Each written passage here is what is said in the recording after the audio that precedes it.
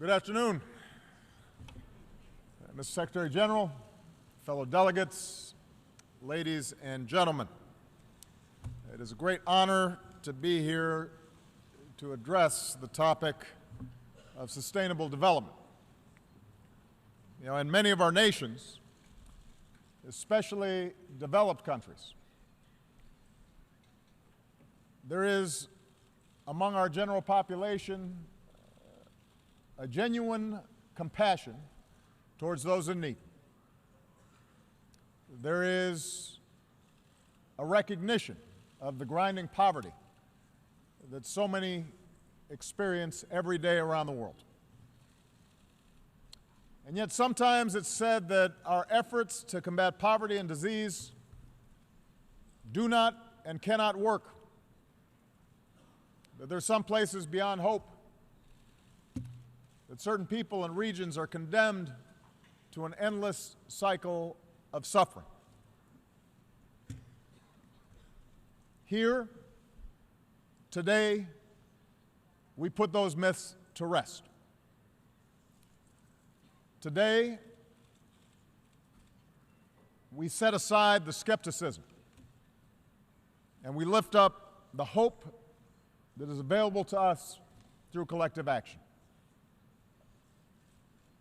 Because the world came together in an unprecedented effort, the global hunger rate has already been slashed. Tens of millions of more boys and girls are today in school. Prevention and treatment of measles and malaria and tuberculosis have saved nearly 60 million lives. HIV/AIDS infections and deaths have plummeted. And more than 1 billion people have lifted themselves up from extreme poverty. 1 billion. The entire world can take enormous pride in these historic achievements. And so let the skeptics and cynics know development works.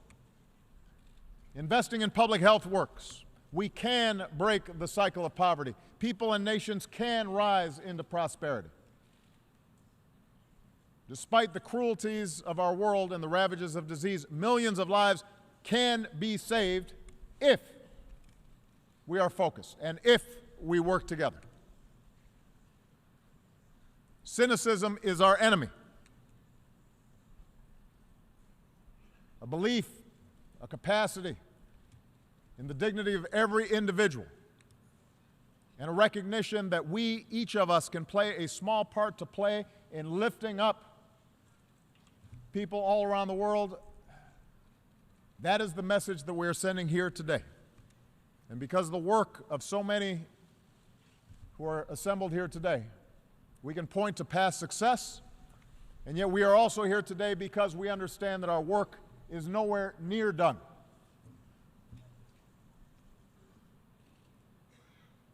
We can take pride in what we've accomplished, but we cannot be complacent. When 11 boys and girls die every single minute from preventable causes, we know we have more work to do. When hundreds of women die every single day just from having a baby, we know we have more work to do. When tens of millions of children are still not in school, when hundreds of millions of people have no clean water, no toilets, we have so much more to do. Right now, some 800 million men, women, and children are scraping by on less than $1.25 a day. Imagine that. Gripped by the ache of an empty stomach. Billions of our fellow human beings are at risk of dying from diseases that we know how to prevent. Many children are just one mosquito bite away from death. And that is a moral outrage. It is a profound injustice. It is literally a matter of life and death. And now, the world must act. We cannot leave people behind. And so today we commit ourselves to new sustainable development goals including our goal of ending extreme poverty in our world. We do so understanding how difficult the task may be. We suffer no illusions of the challenges ahead. But we understand this is something that we must commit ourselves to. Because in doing so, we recognize that our most basic bond, our common humanity, compels us to act. An impoverished child in a distant slum or a neighborhood not that far from here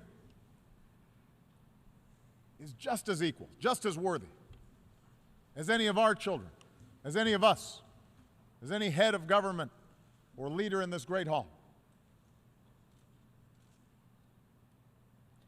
We reaffirm that supporting development is not charity, but is instead one of the smartest investments we can make in our own future. After all, it is a lack of development, when people have no education and no jobs and no hope, a feeling that their basic human dignity is being violated, that helps fuel so much of the tensions and conflict and instability in our world.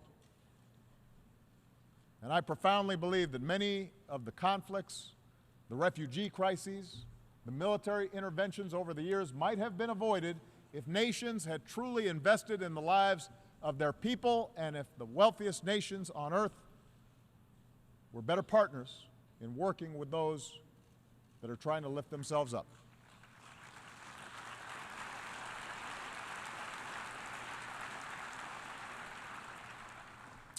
As one of the founders of the United Nations, Ralph Bunche, once said, "Peace is no mere matter of men fighting or not fighting. Peace, to have meaning, must be translated into bread or rice, shelter, health, and education." I'm here to say that in this work, the United States will continue to be your partner. 5 years ago, I pledged here that America would remain the global leader in development, and the United States government, in fact, remains the single largest donor of development assistance, including in global health. In times of crisis, from Ebola to Syria, we are the largest provider of humanitarian aid. In times of disaster and crisis, the world can count on the friendship and generosity of the American people. The question before us, though, as an international community is, how do we meet these new goals that we've set today? How can we do our work better? How can we stretch our resources and our funding more effectively? How can donor countries be smarter, and how can recipient countries do more with what they receive? We have to learn from the past to see where we succeeded so that we can duplicate that success, and to understand where we've fallen short and correct those shortcomings. And we start by understanding that this next chapter of development cannot fall victim to the old divides between developed nations and developing ones. Poverty, growing inequality exists in all of our nations, and all of our nations have work to do, and that includes here in the United States. That's why after a terrible recession, my administration has worked to keep millions of families from falling into poverty. That's why we've brought quality, affordable health care to more than 17 million Americans. Here in this country, the wealthiest nation on earth, we're still working every day to perfect our union and to be more equal and more just, and to treat the most vulnerable members of our society with value and concern. And that's why today I am committing the United States to achieving the Sustainable Development Goals. And as long as I am president,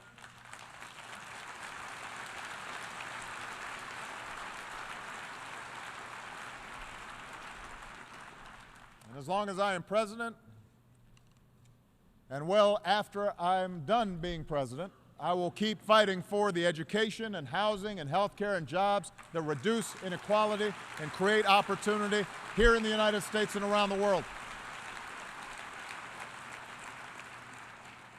Because this is not just the job of politicians. There's work for all of us. Now, this next chapter of development cannot just be about what governments spend. It has to harness the unprecedented resources of our interconnected world. In just a few short years, in the areas of health and food security and energy, my administration has committed and helped mobilize more than $100 billion to promote development and save lives, more than $100 billion.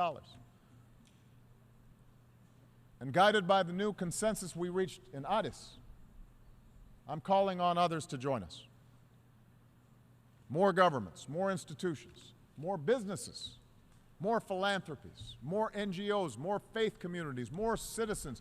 We all need to step up with the will and the resources and the coordination to achieve our goals. This must be the work of the world. At the same time, this next chapter of development must focus not simply on the dollars we spend, but on the results that we achieve. And this demands new technologies and approaches, accountability, data, behavioral science, understanding that there's lessons that we have learned, best practices on how people actually live so that we can dramatically improve outcomes. It means breaking cycles of dependence by helping people become more self-sufficient, not just giving people fish, but teaching them how to fish. That's the purpose of development. Rather than just sending food during famine, although we have to do that, to avert starvation, we also have to bring new techniques and new seeds and new technologies to more farmers so they can boost their yields and increase their incomes, feed more people, and lift countless millions out of poverty. Rather than just respond to outbreaks like Ebola, although we have to do that, and we have, let's also strengthen public health systems and advance global health security to prevent epidemics in the first place. As more countries take ownership of their HIV/AIDS programs, the United States is setting two new bold goals. Over the next 2 years, we'll increase the number of people that our funding reaches so that nearly 13 million people with HIV/AIDS get life-saving treatment. And we'll invest $300 million to help achieve a 40% reduction in new HIV infections among young women and girls in the hardest-hit areas of sub-Saharan Africa. And I believe we can do that. The first AIDS-free generation.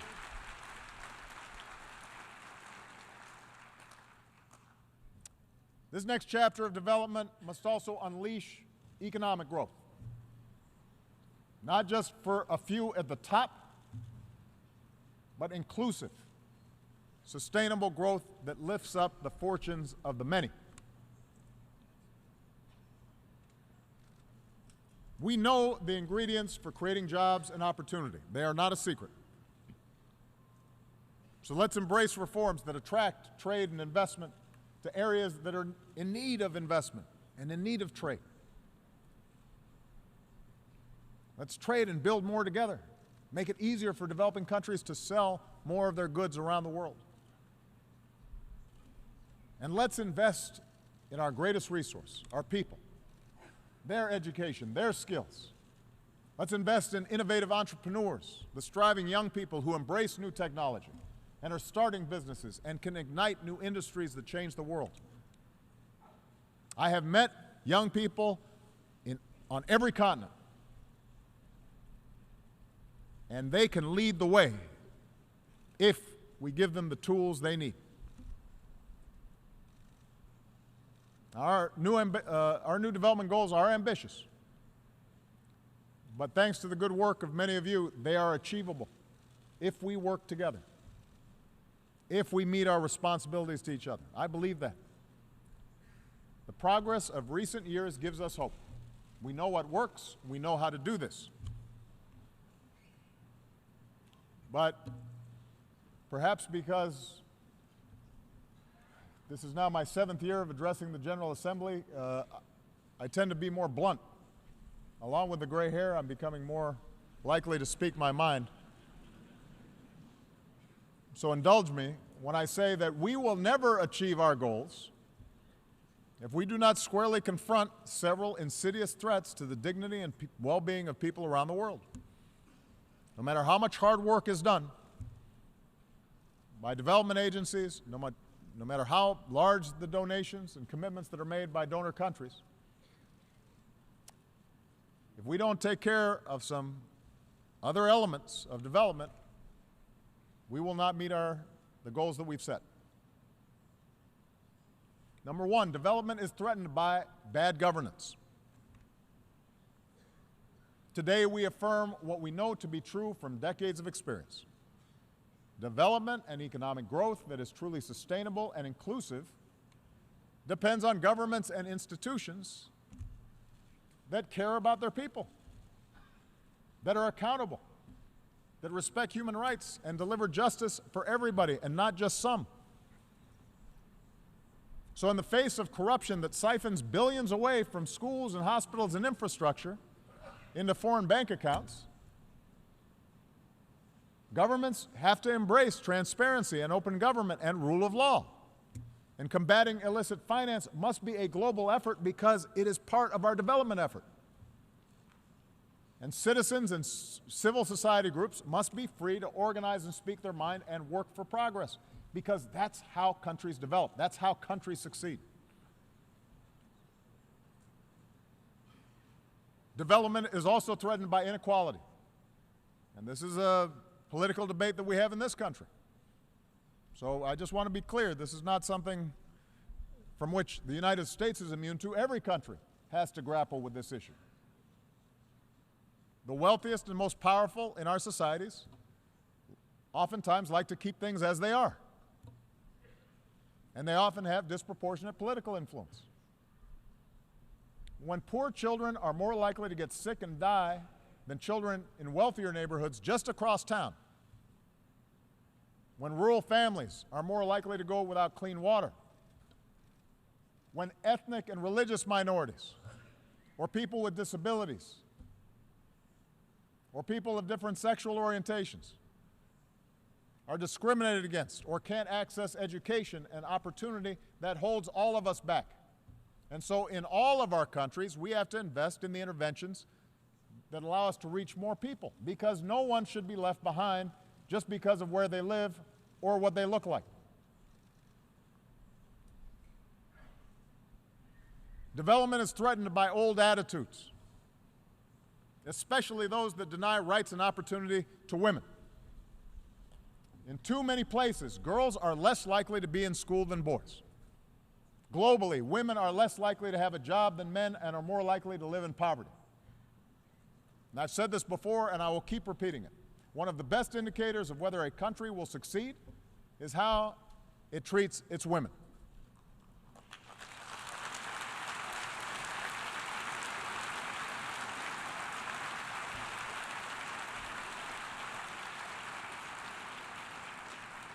When women have an education, when women have a job, their children are more likely to get an education.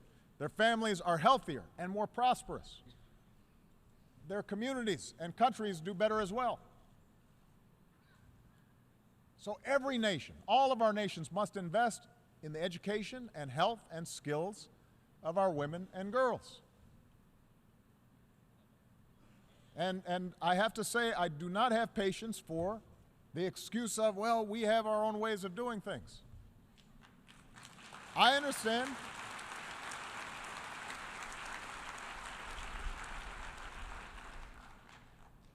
We understand that there is a long tradition in every society of discriminating against women. But that's not an excuse for taking a new path in order to make sure that everyone in a society has opportunity. Development is threatened if we do not recognize the incredible dynamism and opportunity of today's Africa. Hundreds of millions of Africans still struggle in the face of grinding poverty and deadly disease, daily assaults on their lives and dignity. But I visited Africa recently, and what I saw gave me hope, and I know should give you hope, because that continent has made impressive gains in health and education. It is one of the fastest growing regions of the world with a rising middle class. And during my travels, Africans, especially young Africans, tell me they don't just want aid, they want trade. They want businesses. They want investment. So I call on the world to join us as we mobilize billions of dollars in new trade and investment and development in Africa. And that includes Power Africa, our initiative to bring electricity and greater opportunity to more than 60 million African homes and businesses. If we get Africa fulfilling its full potential, that will help the entire global economy. Everyone here will be helped. It's not a zero-sum game. We are invested in their success.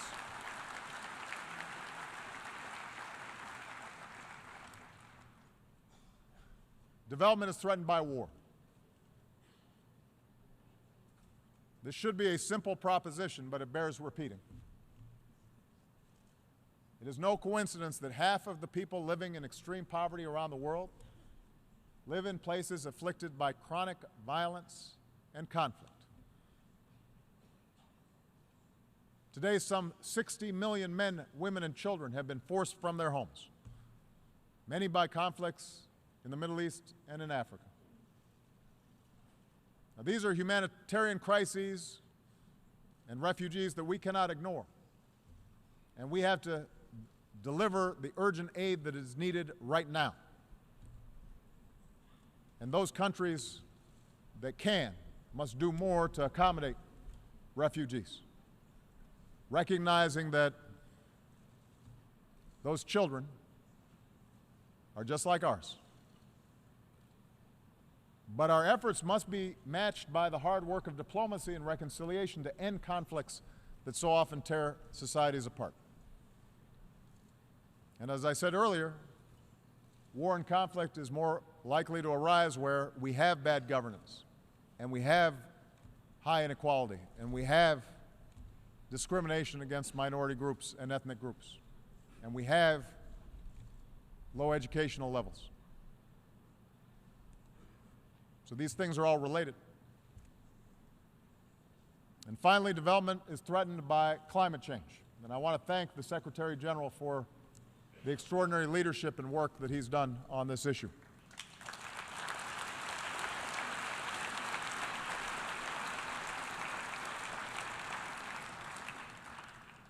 All of our countries will be affected by a changing climate. But the world's poorest people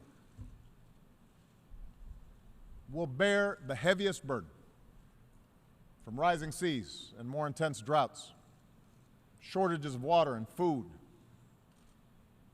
We will be seeing climate change refugees. As His Holiness Pope Francis has rightly implored the world, this is a moral calling. In just 2 months, the world has an opportunity to unite around a strong global agreement. I saw President Hollande walk in a few moments ago. We are going to be converging in Paris. With his leadership and the leadership of every world leader, we need to establish the tools and financing to help developing nations embrace clean energy, adapt to climate change, and ensure that there's not a false choice between economic development and the best practices that can save our planet. We can do the same at the same time, and the communities and lives of billions of people depend on the work that we do.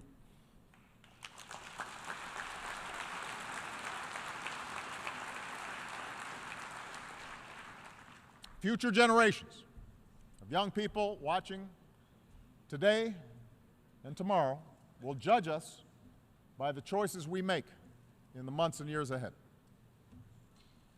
And one of those young people is Eva Tulage. Eva lives in a village in Tanzania. She's 15 years old, and she wrote me a letter. Some of you know I get 10 letters a day, mostly from inside the United States, but sometimes international letters. I get 40,000 a day, but I read 10.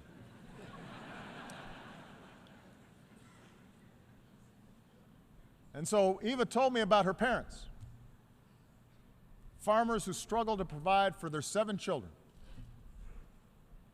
And this young 15-year-old girl, a girl the age of my daughters, she dreams of going to college, but with little food to eat, she explained how it's hard for her sometimes to concentrate in school. She explained that her house doesn't have electricity, so it's hard for her to study at night. It's not because her parents don't love her and don't have ambitions for her. Her father works incredibly hard in the fields to pay for her education. But they just need a little help.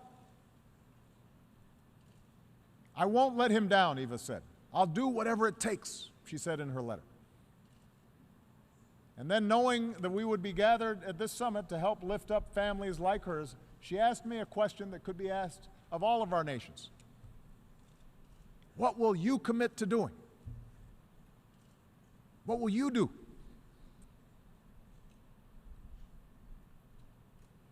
And there are billions of boys and girls just like Eva.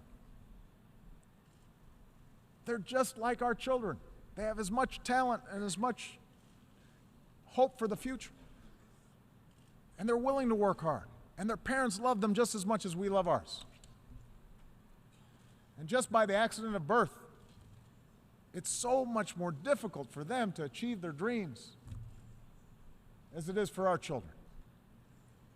But in the eyes of God, they are the same children. They're just as important. And for Eva and all those just trying to survive another day in conditions that many of us can barely imagine, it can sometimes seem as if the world is blind to their struggles and their dreams. And so today I say to Eva and hundreds of millions, billions like her, we see you, we hear you. I've read your letter. And we commit ourselves as nations, as one world, to the urgent work that must be done, to standing with families like Eva's as they work and strive for a better life, to ending the injustice of extreme poverty, to upholding the inherent dignity of every human being, whatever it takes. We cannot let them down. And with your help, we won't. Thank you very much.